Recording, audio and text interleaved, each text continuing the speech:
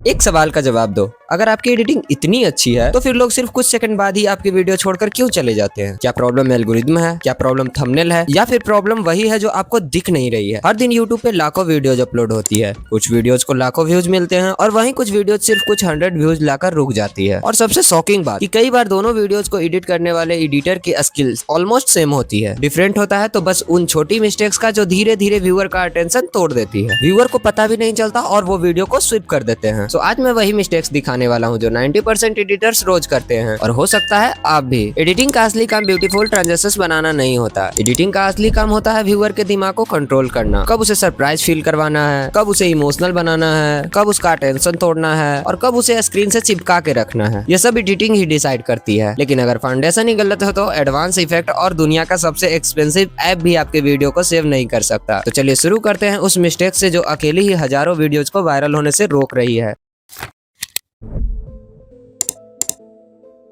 आपने नोटिस किया होगा आजकल लोग YouTube पे वीडियो देखने नहीं आते, वो डिसीजन लेने आते हैं और वो डिसीजन सिर्फ 3 से 5 सेकंड के अंदर ले भी लेते हैं। अब सोचिए अगर उन 5 सेकंड में सिर्फ उन्हें हेलो गाइज वेलकम बैक सुनने को मिले तो उनके पास रुकने की वजह ही क्या होगी। इसलिए प्रोफेशनल एडिटर वीडियो शुरू नहीं करते, वो क्यूरियोसिटी शुरू करते हैं। वो पहले आंसर नहीं देते, वो क्वेश्चन पूछते हैं। वो प्रोसेस नहीं दिखाते, सीधा रिजल्ट दिखाते हैं। एंड इसी डिफरेंस की वजह से रिटेंशन चेंज हो जाती है। तो अगर आप अब तक सिर्फ इंट्रो को ही एडिटिंग समझ रहे थे तो आज से इस हैबिट को बदल दीजिए, क्योंकि एक स्ट्रॉन्ग हुक व्यूअर को वीडियो के अंदर लाते हैं। लेकिन सिर्फ हुक से वीडियो वायरल नहीं होती। उसके बाद आती है एक और मिस्टेक जो आजकल लगभग हर एडिटर कर रहा है और शायद आप भी।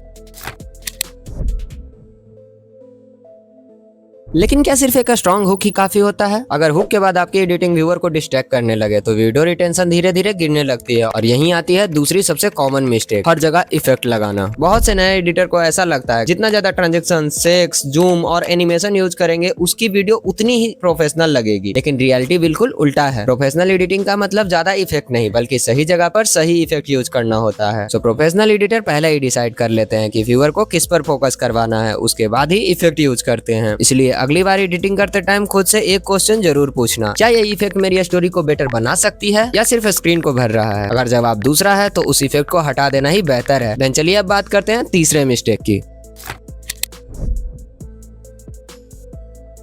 अब बात करते हैं तीसरे और सबसे अंडररेटेड मिस्टेक की, साउंड डिजाइन को इग्नोर करना। बहुत एडिटर सिर्फ विजुअल पर फोकस करते हैं, लेकिन सच ये है कि एक एवरेज विजुअल भी अच्छे साउंड इफेक्ट्स और बैकग्राउंड म्यूजिक की वजह से प्रीमियम फील दे सकता है। याद रखिएगा, लोग पहले वीडियो देखते हैं लेकिन उसे फील करते हैं साउंड इफेक्ट की वजह से। तो चलिए अब नेक्स्ट मिस्टेक पे, जो ऑडियंस को बिना पता चले वीडियो छोड़ने पर मजबूर कर देती है।